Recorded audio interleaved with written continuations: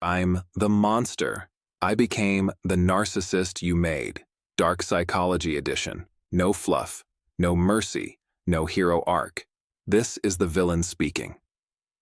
Intro. You didn't break me, you built me. Let's get one thing straight. I didn't wake up one morning and decide to become heartless. I didn't choose detachment. I didn't choose coldness. I didn't choose the monster. You engineered it. You trained it. You shaped it. You summoned it. Every lie, every guilt trip, every silent treatment, every manipulation, every broken promise, every moment you made me question my worth, those were the bricks. I just learned how to build with them. You want the truth? You didn't destroy me. You drafted the blueprint for the version of me that can no longer be destroyed. This audiobook isn't about healing. It's about evolution through fire. It's about becoming so untouchable that even your memory can't scratch me anymore. You didn't turn me into a narcissist. You turned me into someone who refuses to bleed for people who sharpen their teeth when they smell vulnerability. You feared the thought of me being a monster? You wanted a monster? You made one. Only continue if you proved your worth and readiness. If you haven't subscribed as proof of your commitment to yourself and me, then stop now and subscribe, and like and lock in. If not, stop and leave. If you don't show a commitment to yourself now by following a simple yet powerful symbolic metaphor, then you're not ready to rebuild yourself and transform, and you're not ready for this. And this wasn't made for you. If you already subscribed and liked the video, you're in the right place at the right time, and this is meant for you, and you will get what you're looking for. I did the same thing and went through the same challenges and damage. We're doing this together. Let's fucking go. Chapter 1. The first crack. When you taught me my feelings were optional. I didn't become cold because I wanted to. I became cold because warmth was used against me. You taught me emotion, leverage, vulnerability, exposure, honesty, ammunition, love, a bargaining chip, empathy, weakness. There's a moment in every person's story where they realize, my feelings aren't safe here. That was the day the first crack appeared in who I used to be. You didn't notice it. You were too busy needing attention, needing chaos, needing a reaction. But that crack was the beginning of my rebirth. You didn't break me. You activated me. Chapter 2. The manipulation that taught me how to see through everything. Manipulation doesn't destroy smart people. It trains them. Every time you twisted the narrative, every time you played the victim while being the villain, every time you made me feel guilty for things you caused, I learned. I learned patterns. I learned human behavior. I learned emotional tells. I learned how control works. I learned how lies are crafted. You didn't confuse me. You educated me. Eventually, I could read your intentions before you spoke. I saw the shift in your tone before the lie came. I saw the self-pity loading behind your eyes before you played it. I saw the gaslighting coming a mile away. You thought you were conditioning me to obey, but you were conditioning me to evolve. Chapter 3. The death of empathy, a survival response, not a personality flaw. People love saying, they changed, they became cold. No, I adapted. Empathy didn't die because I lacked it. It died because you drained it. Empathy becomes dangerous when it's given to someone who uses it as a weapon. At some point, I realized, you didn't want understanding. You wanted compliance. You didn't want communication. You wanted control. You didn't want love. You wanted dominance.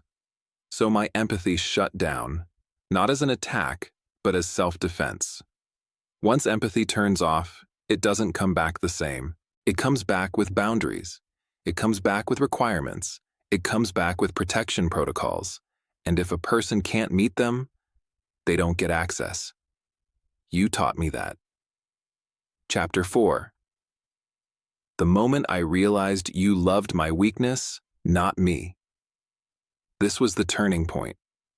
You never loved my strength. You loved my dependence. You loved my devotion. You loved my softness. Not because it was beautiful, but because it made me easy to control. You loved the version of me that apologized first, the version that feared losing you, the version that over-explained, the version that tolerated disrespect, the version that mistook chaos for passion. You loved the version of me that needed you. But when that version began to die, so did your power. You didn't lose me. You lost the weaker version of me that made you feel superior. That version is gone forever. Chapter 5, Detachment. The final shift you never saw coming. People think detachment is a lack of love. Wrong. Detachment is the end of fear. Fear of losing you. Fear of upsetting you. Fear of being abandoned by you. Fear of being misunderstood. Fear of being alone. Once fear dies, detachment is automatic. You cannot control someone who is no longer afraid of walking away. The day I detached, everything inside you panicked. Your tactics stopped working. Your games stopped landing. Your chaos stopped moving me. You didn't recognize the version of me who wouldn't break. That's because you only knew the version you damaged. The monster was simply the version of me that refused to die. Chapter 6. Silence. The weapon you accidentally taught me to master you used silence to punish me, to confuse me, to destabilize me, to make me chase you, to make me apologize for things I didn't do. That silence once controlled me, until it didn't. Here's what you never understood. Silence is only a weapon until the other person learns how to wield it. Your silence trained me. Now mine destroys you. My silence isn't an absence of words, it's the presence of power. My silence says, I don't need your validation. I'm no longer affected by your moods. You no longer control my reactions. There is nothing left to talk about. I've already moved past the version of me you could influence. You created a monster whose silence is louder than your voice, and silence from someone who used to bleed for you is unforgettable. Chapter 7. Self-focus. The trait you called selfishness because you couldn't control it. Let's be real. You never wanted me to love myself. You wanted me to love you enough that I'd neglect myself. Every time I tried to focus on my goals, you accused me of being distant. Every time I needed space, you claimed I was abandoning you. Every time I set a boundary, you called me cold. Every time I chose myself, you tried to make me feel like the villain. But self-focus wasn't narcissism. It was recovery. It was the reclamation of a self I had sacrificed to keep you comfortable. The monster was born the moment I realized, I cannot heal you and myself at the same time, and only one of us cares if I survive. Self-focus is not selfishness. It's self-resurrection. You didn't lose me because I changed. You lost me because I stopped dying for you. Chapter 8. Emotional armor. The skin you forced me to grow. Armor isn't built, it's grown. It grows over wounds that never heal properly. It grows over trust that was repeatedly broken. It grows over love that was used as leverage. It grows over softness that was exploited. It grows over apologies you weaponized. It grows over boundaries you ignored. The monster you see today is not cruel. The monster is armored, and you forged every plate of that armor. Every lie, every shift of blame, every guilt trip, every emotional disappearance, every moment of chaos, every unfair accusation.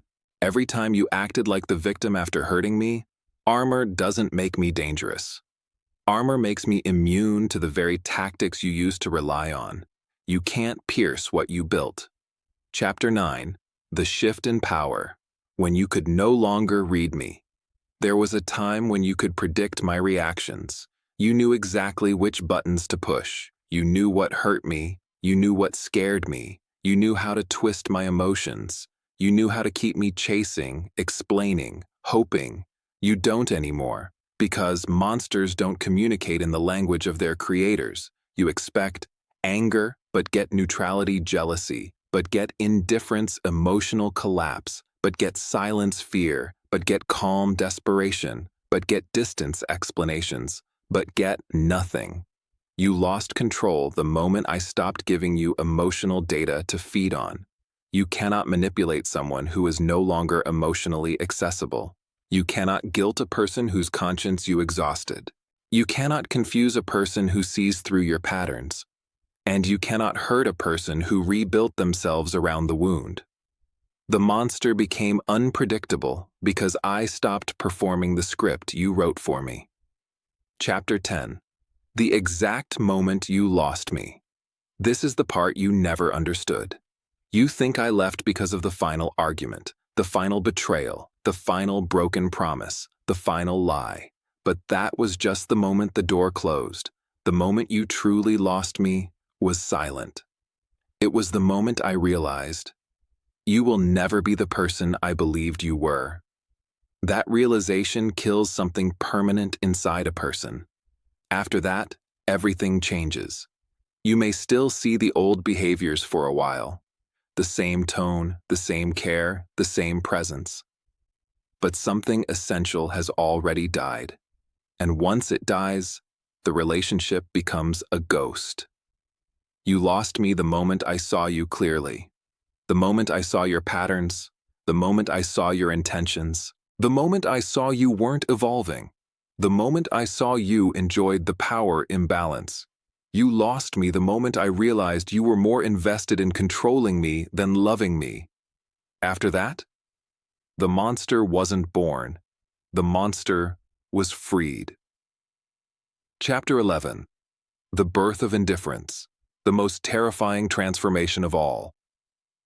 You feared my anger. You feared my tears. You feared my disappointment. You feared my emotional reactions, but you were never prepared for my indifference. Indifference is not coldness. Indifference is closure. Indifference is the emotional equivalent of death. It says, you no longer matter enough to hurt me. You cannot argue with indifference. You cannot guilt indifference. You cannot provoke indifference. You cannot threaten indifference. Indifference is the end of the story. It is the moment the monster stops fighting the past and turns completely toward the future. The monster does not hate you. The monster does not love you. The monster does not care. And that is what breaks you, not the loss of me, the loss of the version of me who cared enough to be affected. You didn't just lose me, you lost your power. Chapter 12. When you realized I no longer feared losing you, everything changed the moment you sensed it. The shift, the stillness, the calm in my voice, the flatness in my eyes, the way my energy no longer bent toward you. You felt it. That moment when you knew, they don't fear losing me anymore. It terrified you. Because your entire control depended on my fear. Fear of abandonment, fear of disappointing you, fear of being alone, fear of conflict, fear of losing the relationship. But once that fear evaporated, your entire system collapsed.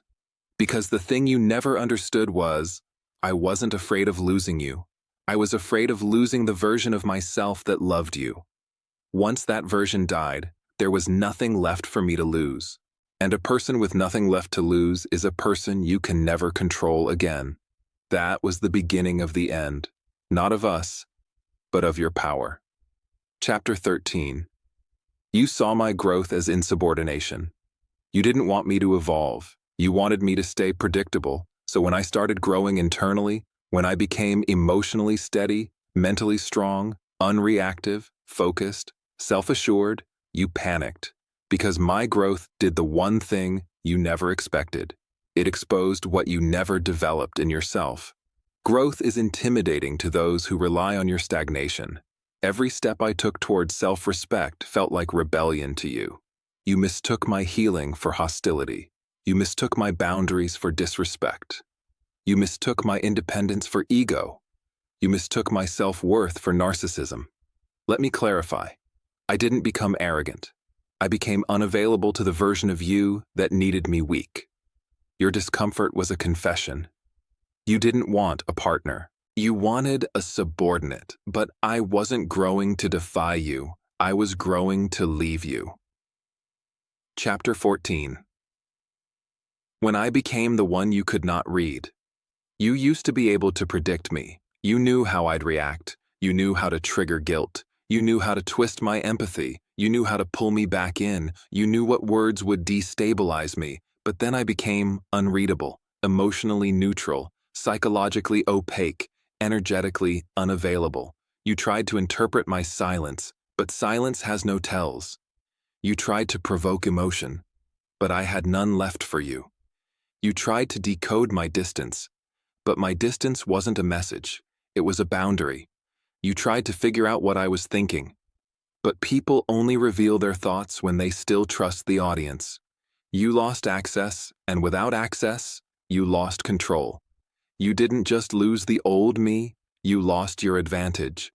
Because now, you're guessing, you're strategizing, you're spiraling, you're replaying every memory trying to figure out where your leverage went. Here's the truth. Your leverage vanished when my self-worth returned. Chapter 15. When you realized you could no longer manipulate me.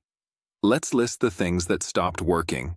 Your guilt trips, dead, your emotional storms, silent to me, your jealousy games, invisible, your triangulation attempts, predictable, your I guess you don't care lines, unconvincing, your threats to leave, encouraging, your silent treatments, peaceful, your inconsistency, irrelevant, your withholding affection, unnoticed.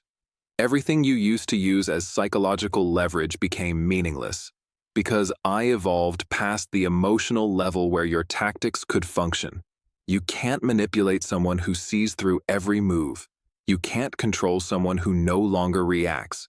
You can't confuse someone who trusts themselves more than your version of the story. Manipulation only works on people who don't know their own power yet. I know mine now. Thanks to you. Chapter 16. The moment you realized you needed me more than I ever needed you. This was the final reversal. You always believed I needed you more. That's why you felt safe mistreating me. That's why you gambled with my emotions. That's why you made reckless assumptions about my loyalty. That's why you took advantage of my consistency. But when the monster emerged, you finally saw it. You needed the old me far more than I ever needed you. You needed someone to adore you, someone to forgive you, someone to stabilize you, someone to absorb your guilt, someone to blame, someone to validate you, someone to come back every time, someone to carry the emotional weight, someone to keep the story going, someone to allow your chaos to exist. When that version of me died, you lost your emotional supply.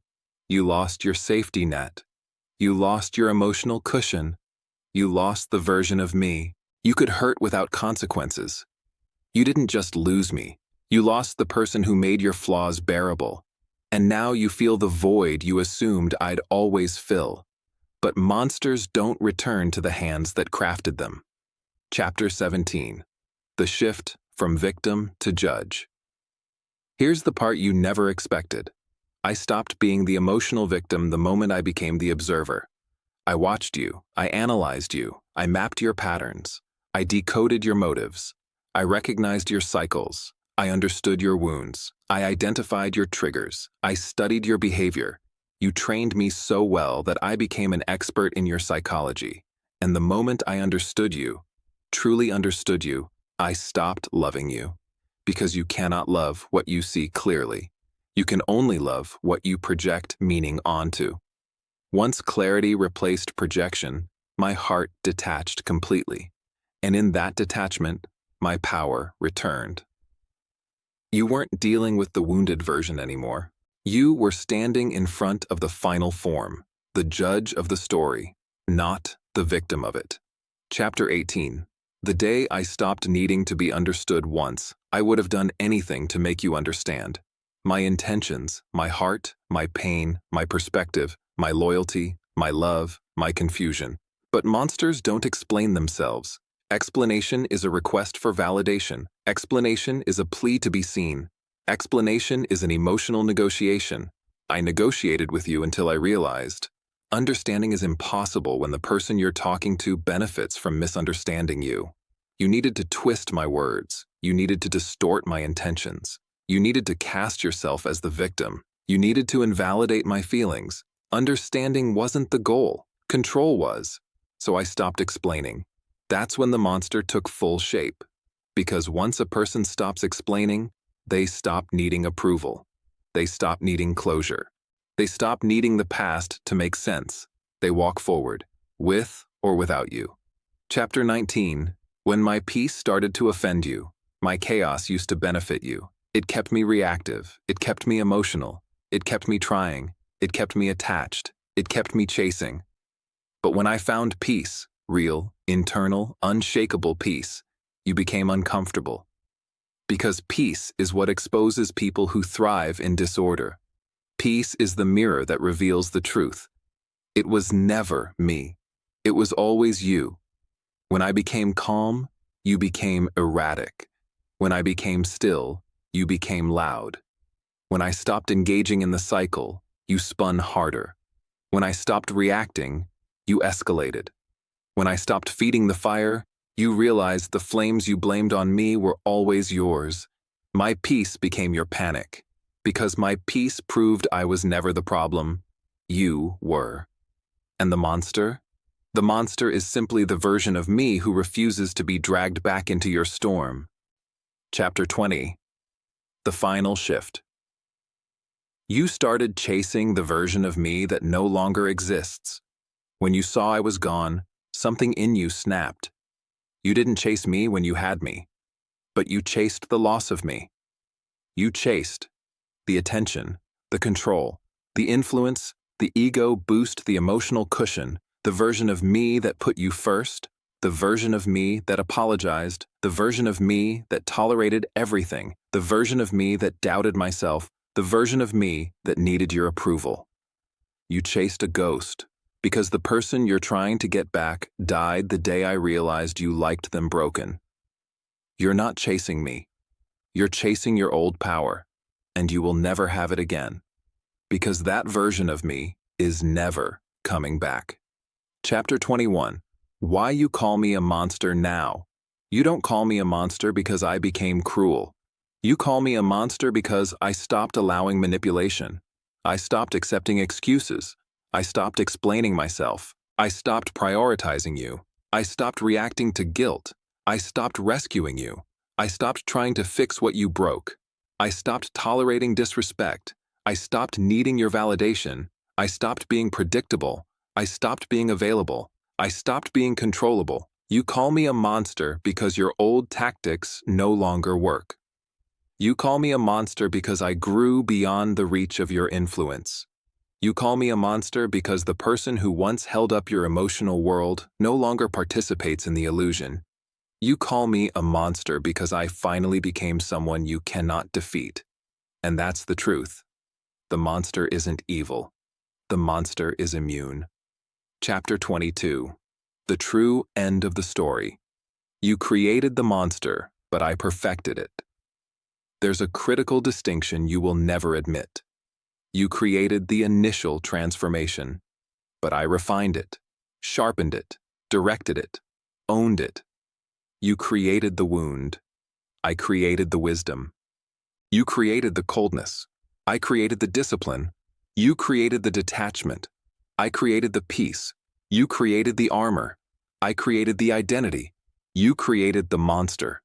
I turned the monster into my evolution. This is the part you'll never accept. I'm better because of what you did. Not because you meant it that way, but because I refused to stay broken. You don't get credit for my strength. You don't get credit for my clarity. You don't get credit for my boundaries. You don't get credit for my emotional intelligence. You created the damage. I built the empire. Chapter 23. The monster doesn't want revenge. The monster wants nothing you expected revenge. You expected bitterness. You expected anger. You expected obsession. You expected emotional fire. But monsters don't burn the world down. Monsters walk away. Why? Because revenge means I'm still attached. Revenge means you still matter. Revenge means I'm still invested. Revenge means your actions still influence my direction. But the monster wants nothing, nothing from you. Nothing from your apology, nothing from your guilt, nothing from your regret, nothing from your wounds, nothing from your stories, nothing from your future. Nothing. Wanting nothing is the final act of power. Chapter 24. The final message you will never hear from me if I could say one final thing. Not for healing, not for reconciliation, not for closure, but as the monster you made speaking the truth you tried to bury. It would be this. I didn't become the monster because of what you did to me. I became the monster because of what I refused to let you do again. You didn't lose me. You lost the version of me your manipulation depended on. You lost my softness, my patience, my hope in you, my belief in your potential, my willingness to fight, my fear of losing you, my desire to fix what you broke. You didn't lose the monster. You lost the human behind it, and that human is never coming back because the monster isn't a mask. The monster is the rebirth. Chapter 25. The real ending. I walk away and I evolve beyond recognition. This is where the story finally ends. Not with screaming, not with begging, not with a dramatic final fight, not with some cinematic heartbreak scene. It ends quietly, cleanly, decisively, unemotionally. I leave, not as revenge, not as punishment, not as a performance. I leave because the version of me who stayed no longer exists, and what replaces them no longer fits the world you built. You're not part of my evolution. You're part of my origin story. That's all. I walk away, I rise, I rebuild. I become someone you never believed I could be. And the monster becomes the masterpiece.